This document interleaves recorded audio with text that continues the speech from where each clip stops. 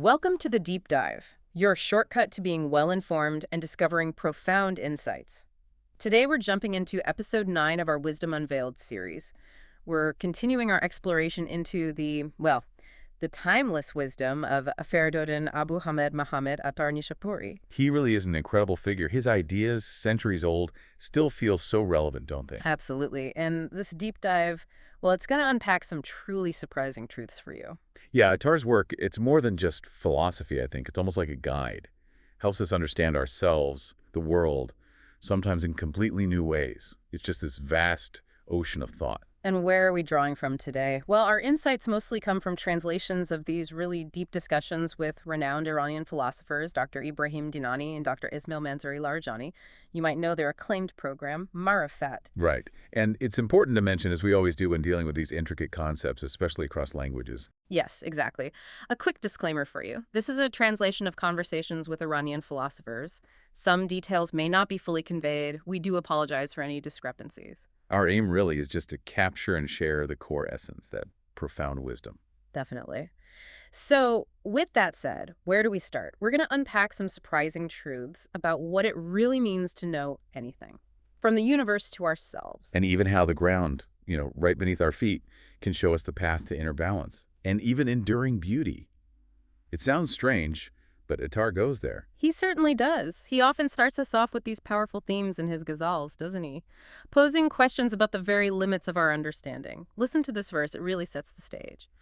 O you who are within my soul, yet my soul is unaware of you. The world is full of you, yet the world is unaware of you. Your image is an imagination, yet imagination is deprived of you. Your name is on the tongue, yet the tongue is unaware of you. Wow. Straight into the deep end. Right. It immediately brings us to this core concept Attar explores. Kone, which means essence, and Vaj, that's the face or the aspect of something. So what's he getting at here? He seems to suggest that even when we feel certain, yakin as he calls it, seekers of truth's essence, well, they remain unaware of its ultimate depth. Yeah, Attar's point is, Yeah. it's profound. Even in our most certain moments, that ultimate essence, the kone, it remains just beyond our full grasp. We, as humans, have this unique ability, right, to know things, Asha. It's different from rocks, obviously, or animals who know mostly by instinct. Or even angels, he says. Or even angels who apparently know through pure sanctification, but they lack our kind of lived, complex experience. Yeah. Humanity, Attar suggests, is like a mirror reflecting the whole of existence. A mirror reflecting everything. But, and this is the key, we can only truly know the Vaj, the face, the aspect, the observable properties of things, never their ultimate kone. Okay, so we grasp the properties, maybe how things appear or function, the surface, but never the ultimate what-it-isness. That's a good way to put it, the what-it-isness. Can you give some examples? Where does this distinction really pop up in our world? Oh, absolutely. Think about, Yeah. think about humanity itself. Yeah. You have psychologists, sociologists, philosophers, centuries dedicated to studying us. Right. They know countless aspects, human behavior, societies, how our minds work, all that. But has anyone truly reached the kone of humanity, the ultimate essence of what it means to be human?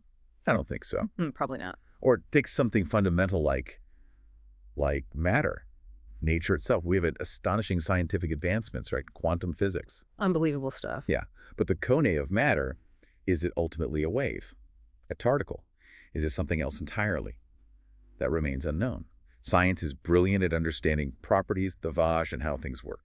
But not the ultimate what? Exactly, not the ultimate what. Because science is often focused on the how, but this kind of philosophical inquiry, this metaphysics, it's asking what. Spot on. And this reminds me of another key distinction Attar seems to make between Majud, the specific things that exist, this table, this idea, and Wujud, existence itself. Yes. We interact with what exists, but what is existence? That fabric of reality. Attar seems to say that question shifts us squarely into metaphysics. Precisely. In metaphysics, it isn't some, dusty academic corner or some separate dimension out there. Right. It's an intrinsic part of reality. It's simply asking, what is it?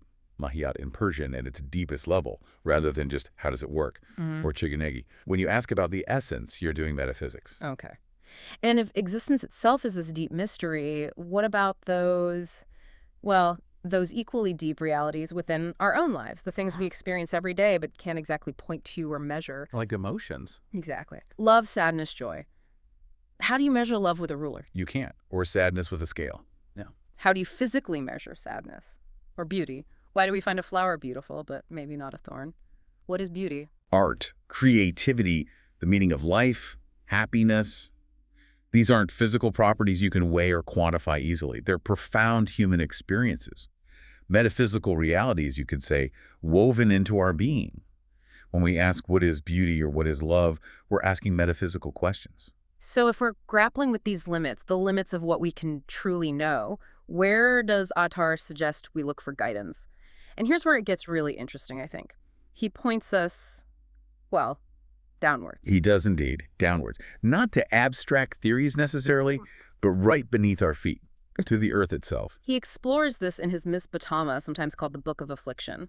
The seeker in the story has this incredible dialogue with the earth. Yeah, it's quite something. And the earth identifies itself in this really paradoxical way. It says it's like dough in the hand of eternal power, malleable raw material. Okay. But also it's the bearer of the secrets of nature. So both passive material and keeper of secrets. Huh, a contradiction. Kind of.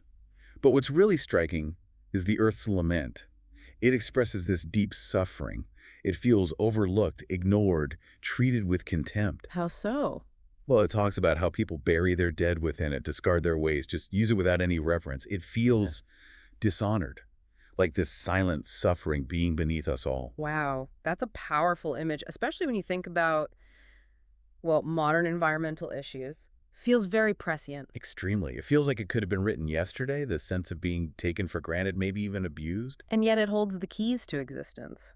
What's the big insight Attar wants us to get from this suffering earth? The real insight, the challenge, comes when the earth says this to the seeker. How can you find life from a dead heart? Become alive within me that you may find a result. Become alive within me. What does that even mean? It's profound, right? The earth is saying the true life you're looking for, it's not somewhere else. It's here, within me, the earth. The key, the path to this hidden treasure, this real life, is to somehow become alive within me. That's astonishing. And the seeker, understandably, rushes back to his guide to figure this out. So what does the guide say? What does earth represent for us? What are the virtues we need to learn? The guide explains that the earth embodies two key virtues. One is hom, that translates roughly as profound forbearance or deep patience, just incredible tolerance. Okay, hom. Patience. And the other is kushkulki, which is a kind of beautiful good nature and inherent goodness. But the crucial condition, the real key to unlocking earth's secrets and finding that life within ourselves, is tamal. Tamal. That word again, it comes up so much in Attar. Now, often it's just translated as contemplation or reflection, but I always feel like Attar means something much deeper. You're absolutely spot on. It's much more than just passively thinking or reflecting. Tamal implies profound, deliberate consideration. Yes, it's about really thinking through the consequences of our actions. It's foresight, looking ahead to the end of the matter. Attar talks about it as good thinking, future-oriented, weighing the long-term outcomes before you act. It's proactive, wise deliberation, not just idle pondering. Okay, proactive, wise deliberation, tamal. And how is the earth itself the ultimate teacher of this? Where do we see the earth demonstrating tamal? The guide gives a perfect example. Think about winter. Okay. The earth shows tamal through its incredible endurance. It puts up with the biting cold, the heavy snow, the freezing rain, violent storms. It lies dormant, seems almost dead sometimes. Just accepts it all. It accepts it all with this immense patience, this home. But what's the result of this tolerance, this deep patience, this tamal? It's the vibrant, explosive life of spring. All right. The blossoms, the fruits, the green shoots, the sheer abundance that comes bursting forth from within it. If the earth didn't endure winter with that patience, that foresight perhaps, that beauty, that life, it wouldn't emerge. So the hidden life the seeker was looking for, it actually springs from the earth's capacity for tamal and home, patience and foresight. Wow, so what's the implication for us? For you listening, what's the critical takeaway? The really profound insight is that our deepest growth, our own personal spring, often comes from our ability to endure the winters in our own lives. But, and this is key, to endure them with tamal, with that deep patience and foresight. Not just gritting your teeth. Not just gritting your teeth, no.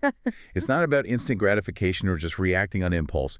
It's about cultivating that hidden strength you find in deliberate long-term thinking and that deep capacity for forbearance, for home. And Attar applies this directly to our human nature. Directly. He says humans, much like the earth, are composed of elements. We have fire within us, anger, rage. We have wind, destructive passions, maybe impatience, water, earth itself. Right.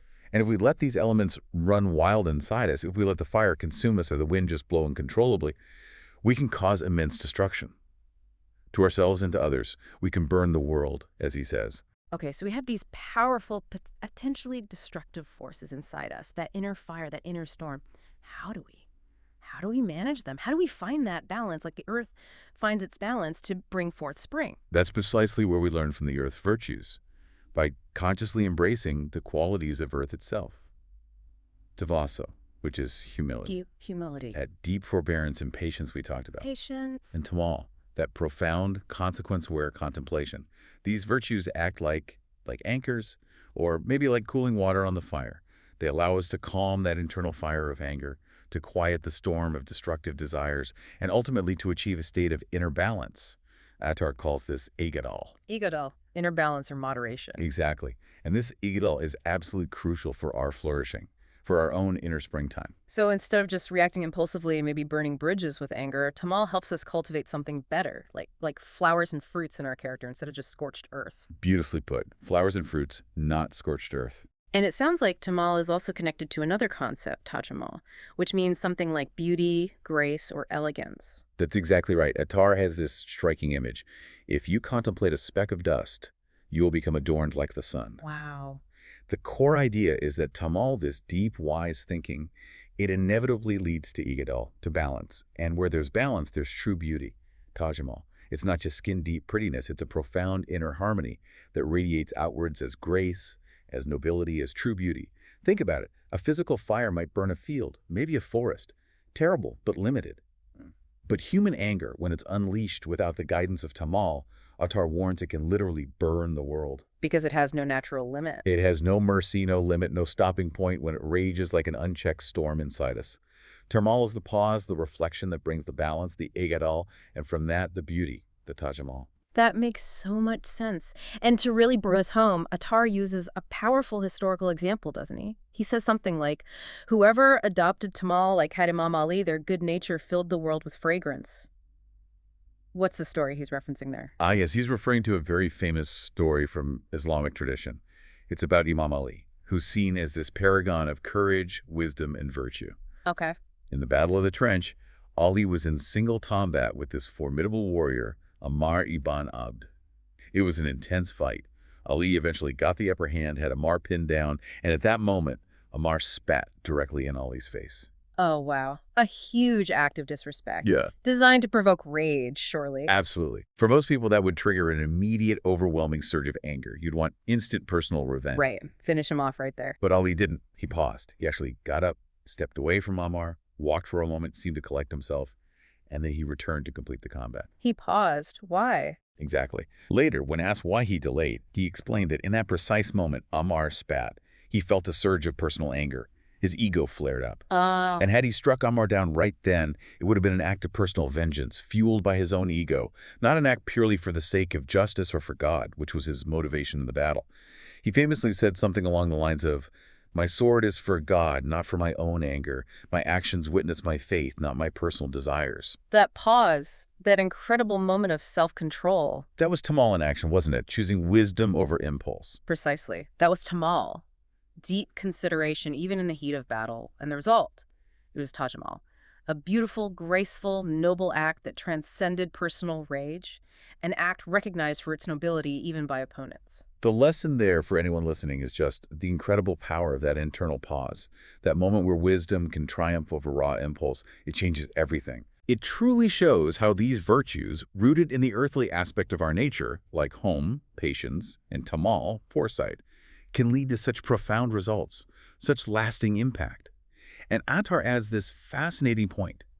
An idea, once it's truly conceived through tamal, through deep, correct, balanced thinking, it actually cannot be destroyed. Really? It gains a kind of eternal quality. It enters the realm of pure, indestructible thought. That's quite a thought itself. Okay, moving to another vital aspect of Earth's wisdom. Attar often draws from the Quran, referring to the Earth as a cradle, mad, and also as a wet nurse, daya. What's he conveying there? It's more than just ground, right? Oh, much more. It's not just soil or rock. It's the very place where human existence is nurtured, sustained, where we're given the conditions, the potential to be perfected. Like a mother nurtures a child. Exactly like a mother. The earth acts like this benevolent, ever-giving mother, constantly providing for us. Our food, our shelter, our very survival.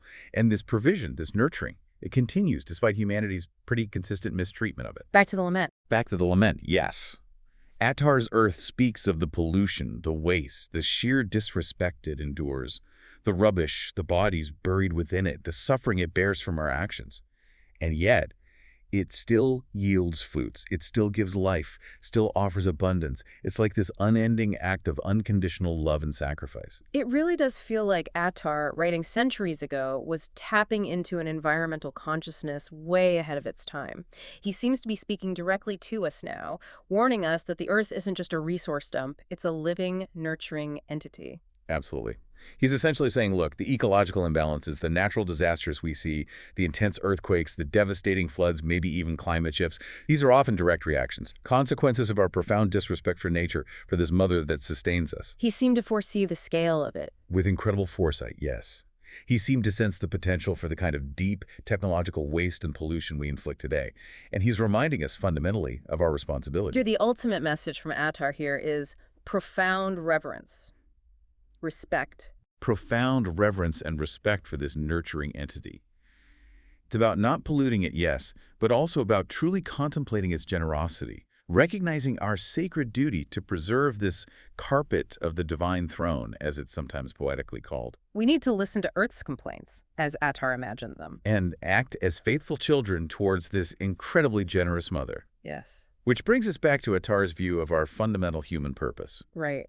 He emphasizes that our greatest responsibility is simply being human, which means understanding our complex nature, our capacity for immense good, but also for those destructive forces we talked about. And this ties into what it means to be a true philosopher. For Attar, it's not about knowing fancy academic terms, is it? No. It's about waking up, waking from the sleep of heedlessness, as he puts it. Anyone who finds wonder in existence, who asks those big questions, what's the meaning of life?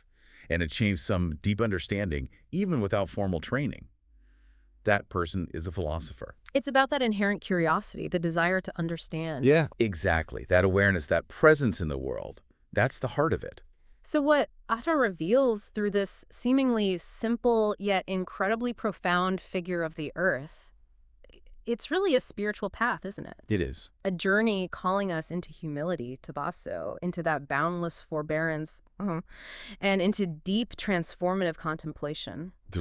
And he shows how cultivating these qualities, these very earthly virtues within ourselves, leads to Igadal inner balance and ultimately Tajmal, true and lasting beauty in our lives. It's a fundamental call to understand our human responsibility, where we fit. And it's such a powerful reminder, isn't it, that the wisdom we often seek, it might not be found in some grand, flashy revelation somewhere out there. But where? But right here, in the most overlooked parts of our existence, right beneath our feet, if only we learn to truly cultivate Tamal, to learn from the earth's enduring patience, its constant unconditional giving. So thinking about that, about these fundamental virtues rooted right here in our connection to the earth, maybe we can leave you, the listener, with something to consider. Yeah, perhaps think about this.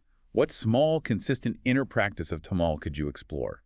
Maybe just for today or this week. It could be simple. Maybe just taking a breath, deeply contemplating consequences before reacting strongly, or consciously trying to cultivate Ham, that patience and forbearance, even when dealing with minor frustrations. What small practice could you try?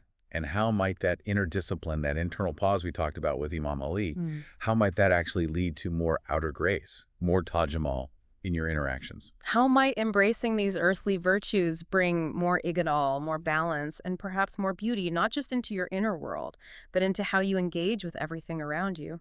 Truly honoring that Mother Earth, both within you and the world outside. Just something to ponder. Just something to ponder as you continue your own journey of discovery. Thank you so much for joining us for this deep dive into Attar's incredible wisdom. Keep exploring those big questions. Keep looking within.